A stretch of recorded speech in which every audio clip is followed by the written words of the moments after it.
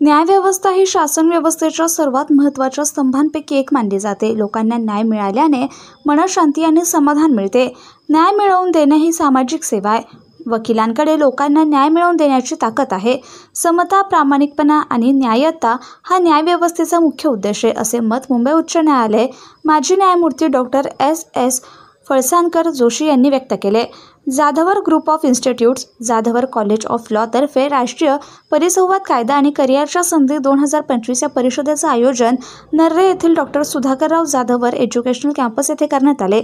याचे उद्घाटन doctor S फळसाणकर Joshi यांच्या हस्ते झाले. यावेळी राज्य परिवहन अपील न्यायाधिकरण छत्रपती संभाजीनगर अध्यक्ष रामेश्वर व्ही जटाले, संस्थेचे अध्यक्ष प्राध्यापक डॉक्टर सुधाकर जाधवर, उपाध्यक्ष ॲडव्होकेट शार्दूल जाधवर यांच्यासह जाधवर कॉलेज ऑफ लॉच्या प्राचार्य आणि पदाधिकारी उपस्थित होते.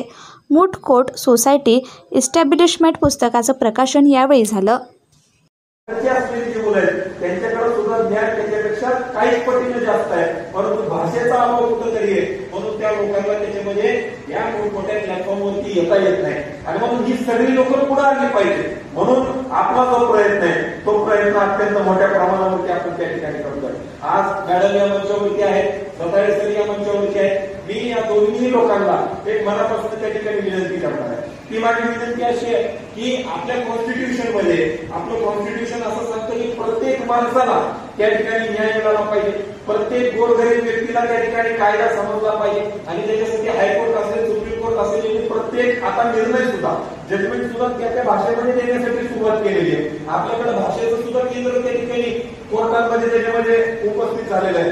परंतु हायकोर्ट असतील, सुप्रीम कोर्ट असतील, याच्यामध्ये जर तिथल्या वकिलांना त्या राज्याच्या भाषेमध्ये जर त्यांना केसेस मिळवता जर आल्या तर फार मोठ्या प्रमाणावरती लोकांना प्लॅटफॉर्म हा त्या ठिकाणी निर्माण होणार आहे. आणि तो जर प्लॅटफॉर्म त्यांना निर्माण झाला तर जी आमची गोरगरीबची जनता आहे, ज्या लोकांना वकील जे म्हणतो तेच ऐकावं लागतं आणि वेळेला वकील कॉम्प्रोमाइज झालेले आपल्याला त्याच्यामध्ये दिसतात. मी स्वतः वकील असल्यामुळे या सगळ्या गोष्टी आम्ही जवळनं अत्यंत मोठ्या प्रमाणावरती त्या ठिकाणी पाहतो आणि ह्या सगळ्या गोष्टी पाहत असताना एक गोष्ट माझ्या लक्षामध्ये येते, जर कोर्टामध्ये काय चाललंय हे जर त्यांच्या म्हणजे ते आरोपी असतील किंवा फिर्यादी असतील या दोन्ही लोकांना जर कळालं त्यांच्या भाषेमध्ये तर नक्कीच त्यांना देखील अत्यंत चांगल्या पद्धतीनं हा कायदा समजेल. अजून कायदा हा तळागाळापर्यंत त्या ठिकाणी पोहोचेल आणि जो अन्याय आहे हा अन्याय त्या ठिकाणी होणार नाही. आणि म्हणून माझी विनंती आहे या दोन्ही मान्यवरांना की आपण याच्यामध्ये काय करू शकतो का.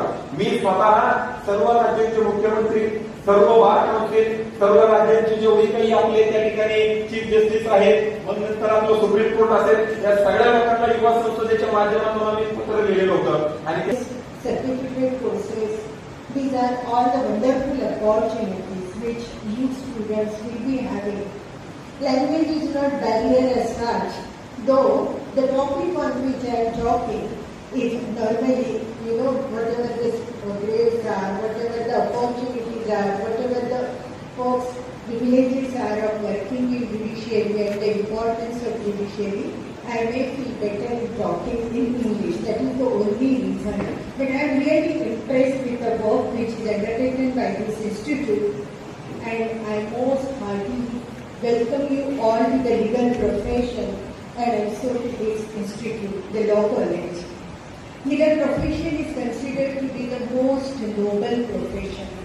Noble in the sense that we give justice, and justice is the motto of this university, of this institute.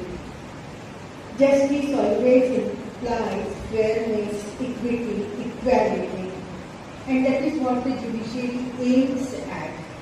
The judiciary is considered to be one of the most important pillars of the governance. आपल्या मराठीत आपण 3 स्तंभ म्हणतो, जसं एक executive, one is executive, another is legislature and third is judiciary. All are of equal importance.